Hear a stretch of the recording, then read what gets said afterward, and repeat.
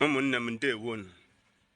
Abịago n'ụbọchị taa ka nye m ọsịsa ndị iche dị n'odogwu na dike. A sị na onye bụ dike, ịbụ dike adịrọ isi, mana ife onye mere ka eji akpọ ya dike. Dike bụ nwe ife merụ na dịka n'ezinụlọ, ya bụ ife ndị mmadụ a na-agba n'aka. Dike ji eme gịnị? Ji ewere ife nọdụ ya ana, tiwaa ya anya n'obi ya.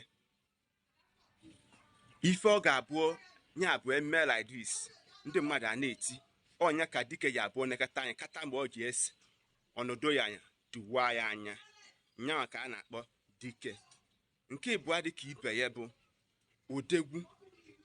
A sị na onye ebu odogwu, ị na-anụ ka ndị be anyị na-asị kama ifele ga-eme odogwu kama ife ike mee.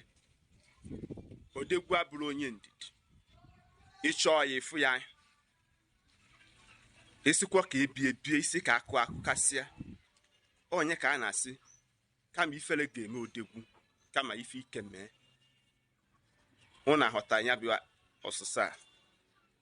Ngwa tụsara m ozi a. Abụ m Maazi-UC.